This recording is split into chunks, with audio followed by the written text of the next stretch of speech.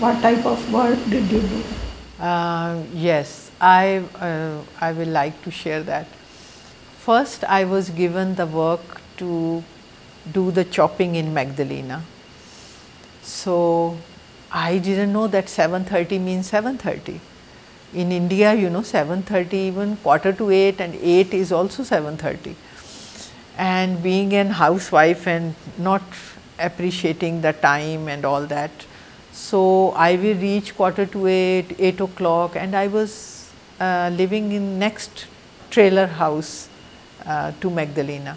So it was not far away, it was just 2 minutes walk, but I will always reach late. So naturally Patipada, who was the coordinator, she was freaking out, and she will be like, can't you come in time? And I said, I am in time. I was not even understanding why she is so much freaking out unnecessarily. It is okay if I am 15-20 minutes late. What is that? I could not see that thing even. I was so, I will say, far behind then. And slowly, like, my complaints went to Osho also, because I will reach there late, and then in between I get tired. With the big knife they will tell how to chop, and it was the way they tell, we have to follow that. It was rules, were very much rules. You could not cut like this. If they have cut like this, then you have to cut the carrots like this. The bags of carrots will come, and then I will get tired. I will go into my trailer to sleep, and then I will come back, and never I will think that I need to tell the coordinator that I am feeling tired and I am going or I am coming. I felt my home, that I never ask anybody in my, this is my home. So I was like ignorantly pushing all their buttons of the coordinator. So she tried to convey to me, but I think I was not even listening. I could not get her point even. And also I was going through, at that time my husband was there, he for 1.5 months, and then he was gone, and she asked me that not to take one holiday. I wanted to take one holiday to be with him. He is leaving, I don't know when I will see him again, to do the packing. And she said, if he is leaving, it is his choice, and why you have to do the packing for him? He can do his own packing. And she was not giving me one holiday, but anyway I did not come. So this was top of it, everything. So my complaints reached to Osho also, that I am coming late, I am not telling the coordinators, and I am not like, I work for 2 hours, I am like the queen, goes into my this thing, rest for 2 hours, come back, like that. So I don't know why he is calling me. I heard that Osho is calling me, so I am very happy to meet him. So I go there, and then Sheila takes me, and Patipada is also there. So I still did not think that there is any complaint of me, and Patipada is a little bit serious, but I am very happy, and I am talking to her also. And we reached there, and Osho just does not even talk anything. He asked me to sit in front of him, and then asked Patipada on this side and Sheila on the other side, and gives us energy darshan. And we, 3 of us, we had a bliss attack, Patipada too and me too, and we were very happy. And then Osho says, good, now you can go. And then he looks at Patipada and tells her that, look, Neelam is here, her heart is here, her mind is here, let her body also arrive here. Something like that. And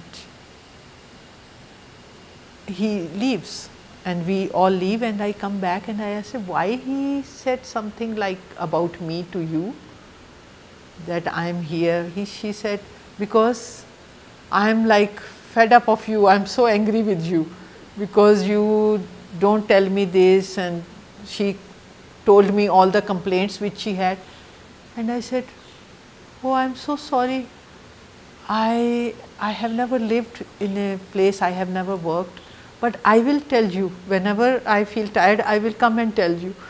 And I felt so bad that I have been making her upset, and first time I heard all this, and Osho in a split like second made us such good friends. Afterwards me and Patipada, we became good friends.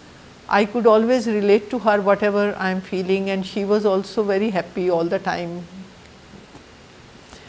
And she understood that that I have never lived this life, and my body is taking time to arrive here to adjust.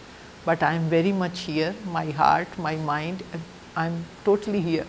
But my body is taking time because I have never worked in my life. So she also understood, and with this one energy darshan and one sentence, he resolved the whole problem. And then she gave me the work to clean the floor of the Magdalena, the kitchen, and the toilets. And I found out that I love cleaning. More than chopping was not my thing. I had never done chopping. Even now I cannot chop. Veggies chopping is the last thing I will do. But the cleaning, I simply loved it, and especially the toilet cleaning. I always like the toilets to be super clean, and nobody can clean as I will like it to keep it clean. So I was cleaning with so much happiness, so much joy. And then Shanti, the American sannyasin, she was coordinator of the bakery, and she just loved the way I used to be there, happy, cleaning and doing it. And she asked Patipada she would like to have me in bakery. So I was in bakery, and now the problem started, the next problem, because in bakery I very much enjoy cooking, baking, all these things, and I used to make the best blueberry muffins. And we had opened the in Portland a bakery or maybe a restaurant, I don't remember, I think restaurant, है? And we used to send the bread and the baking fresh stuff every night around 2 o'clock to Portland. So we used to have 4 shifts in the bakery. One was 5 in the morning till 5 in the evening, another was 7:30 to 7:30, the third was 10 to 10, and the other was from 2 to 2 p.m. So now, because I was baking very much into perfection, so I was all the time, every 3 days they were changing, and most of the time they were putting me into the night shift, and I was very bad in I had never seen movies late night, I had never attended party late nights. Around 10:30 I am finished for the day always, and this was the hardest thing for me. And whenever I will ask Shanti that please don't put me in the late night shifts, put me in the 5 to 5, it's fine, 7:30 to 7:30 fine, any other shift, but not from 2 to 2, but she will put me there. And then I could not get up and I could not go to the drive-by. Osho used to go for drive-by, and we used to welcome him with music and singing and dancing. So, and Osho is such, my God, one day I am not there in 5,000 people, and he notices that. Immediately when he comes back from the drive-by, the call comes to me that Bhagwan wants to see you. So I am there, and Osho asked me, Neelam, you were not in the drive-by. And the minute he asks, and I start crying and howling and complaining, all the complaints came on the surface. That you don't know, you talk of the individuality, in your commune there is no individuality, you talk of freedom, there is no freedom, and here the coordinators are, the mother-in-law is nothing, they are very loving, but these people, they are the dictators, the coordinators, and one coordinator finds me that, oh, I'm very happy in cleaning. They could not see it. They felt jealous, and they shifted me to another place. And now they are shifting all the time. That every 3 days the shifts are changes, and now I am put in the night shift, and I am blah blah blah. So much is coming, and crying and making my whole scene that I found my father who is with me and I can complain about everybody. So I complain, and Osho is listening very. And once I was like, said everything, and he did not say anything. He started talking to Sheila.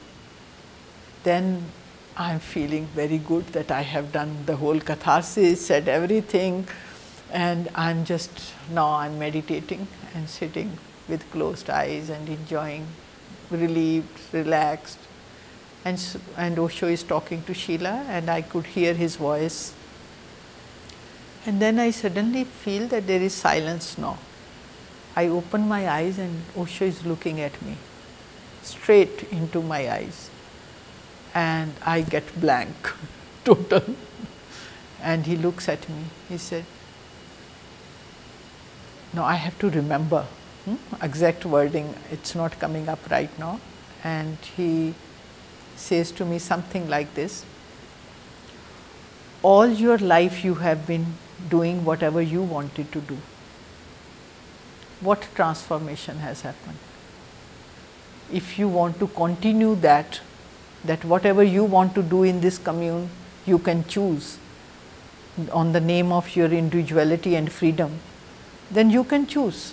Nobody will say to you anything. And if nothing transformation happens, no transformation happens, don't tell me after that. You can choose whatever you want to do. But remember one thing, in my commune, what you do has no importance. How you do it, how much love, how much creativity, how much totality you pour into what you are doing, that's what you have come here to learn. If you don't want to, you want to miss that, it's fine with me. But remember, in my vision, there is no importance what you do, how you do it, how much love you can pour, that matters. And suddenly, as if some door had opened, and I felt very expanded. A feeling of expansion came into me, as if I had never seen the things as he was saying. Something entered into me, I think, and I became so happy hearing this. And after that, it was not a problem where they were giving me work, but you know, Sheila was there, she heard everything, and I don't know, all the 3 years after that, I stayed there for 3.5 years, I think, maybe little more, on the ranch. Every day I needed to go to Raidas, which was the cleaning office. Every day in the bus I will go there and ask where I am supposed to work. Every day they will tell me where to go, and I will be cleaning. For 3.5 years I was cleaning, and they kept on changing me a lot, but somehow it did not matter to me. And also I worked in RBG, Rajneesh Buddha Field Garage, for almost, I think, 1.5 years there, maybe 2 years. But each day I had to go to Raidas to ask, and I will ask where I am supposed to, same, and I will go there. It's snowing outside, but I have to go there to ask. Not on the phone you can ask, you cannot go straight there. But it was not a problem. It was not at all a problem. One thing I remember, that while cleaning in RBG, it was a Rajneesh Buddha Field garage, where all the big trucks and cars and everything was parked, and also all the instruments were there, all the macho men who were driving these big trucks of construction, and they used to come with all the like black and everything, and I am like into so much of cleaning. I will say so much clean, and then they come with their shoes on and walk, and I am like this. I could not even tell them anything. What happened? And the words won't come. And all these people, they still, sannyasin, they still make fun of me whenever we meet, that your expression was such that we felt bad about it. We will remove our shoes, put it in our hands and come in. But I enjoyed very much there, and sometimes I will feel so tired, and sometimes it was okay. So once Osho called me and asked me how it is going on, and I said, Bhagwan, sometimes it is 12 hours, 14 hours of cleaning, with the big mop, arranging the food for, arranging the tea times in the morning around 9:30 and in the evening at 5. It is all very fine, but sometimes so much thoughts are coming and it tires me. Osho said, so in your question the answer is? I said, I don't know. He said, see, when you are one with cleaning, then you don't feel tired. But when there is a split in your mind is thinking somewhere else and you are somewhere else doing something else, that split tires you. It's not the work which tires you, it is the split in the mind which tires you. No, for you, the sutra is be with the mop.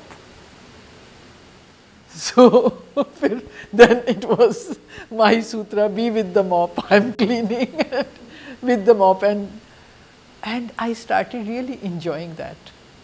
Cleaning became such a beautiful thing for me. I learnt a lot through cleaning.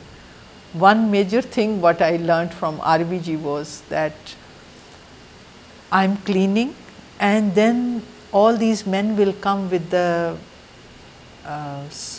what you call, with the clothes with the black grease on it, and they will make the walls and the jackets and shoes and everything. It will make bad, but it was okay. Before it I used to freak out, but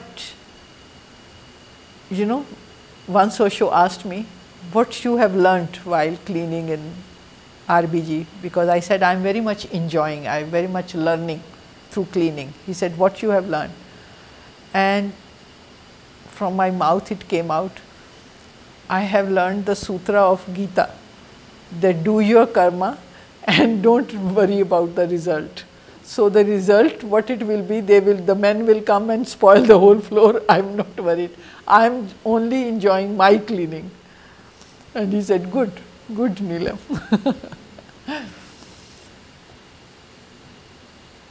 One incident which I remember, that when I went to the ranch, I had so many gifts and so many things for everyone, and I had beautiful clothes, but there it was not, they were not even needed. And slowly the things were finishing, and I didn't have money, and I have never lived without money. Somehow I always had much more than I need. And there it was that first 2 years my husband also did not send me any money, and we did not have a single penny. If Priya will ask me that, Mama, I want to have softie, have you 50 cents? I don't have. and somebody will give me gift on my birthday, on Priya's birthday, or somebody take me out, you know, buy something. You know, sannyasins, they are all very much into sharing, and it does not matter in whose pocket the money is. Whose ever need, it will reach to his pocket.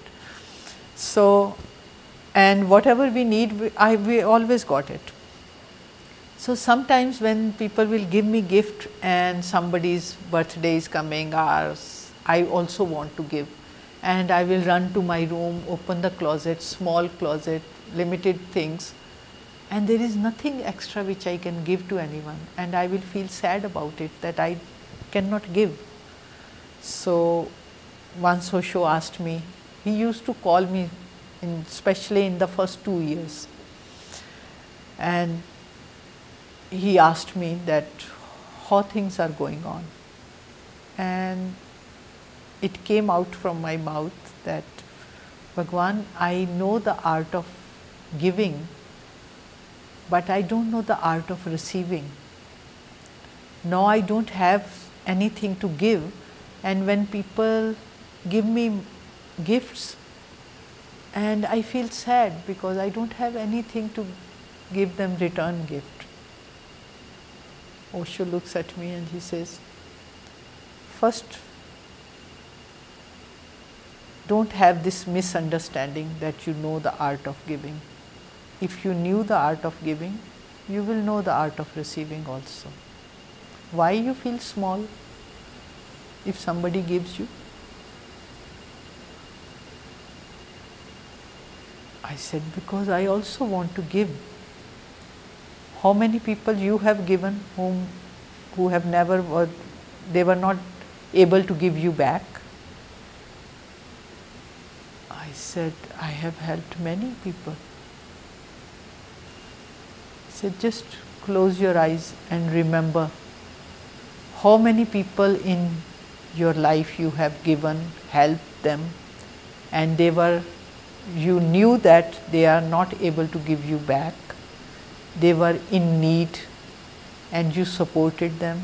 You supported them to study, you supported them to make their careers, you supported them because they did not have. Just close your eyes and remember how many people you have made them small by giving them. Ask forgiveness to them. And I just closed my eyes and I started crying. And he said, it was part of the ego to give, to feel great that you have it and you can give it. And you made them all small. And that's why you are feeling small now. Otherwise, so many people come and give me, they don't make me small. And another thing, why we give so much importance to money? Only money you can give? There is nothing else you can give? Why so much importance to money? Why so much importance to things? You don't have anything to give? You have love, you have joy, you have so many more significant things to share. Why you are feeling small just by things you don't have? And now you are feeling sad and you are feeling small because you don't have things, you don't have money to give them back. And he said, remember, everybody is rich enough to share. Existence makes everybody with unique gifts. You also have many things to give, many things to share. You have me, you have your meditation, you have your joy, you have your silence, you have your love to share with others. Share that. When you had money, you shared money. When you had things, you shared things. Now you, whatever you have, share that. And don't give so much importance to money and things. And it was such an opening, such a thing to understand, and I must say that it hit me very much, and for many days I was crying and was literally asking forgiveness to so many people, because I felt that when I am feeling small in receiving, they must be feeling so small. They wanted to give me, but I was like so much happy to give, and I never cared to receive from them to make them feel. And then something changed in me. I say, for me, after so many years, I can say it that now if I have to do something for somebody or I have to receive, सेवा करवाना या करना मेरे लिए बराबर है, किसी को कुछ देना या लेना मेरे लिए बराबर है. Spontaneously, if it happens, beautiful, and receiving also I feel great joy whatever somebody gives me, and it never comes that, oh, I have to give, he has given me so much. If I have it and spontaneously it happens, it goes. But I must say that was a great learning for me.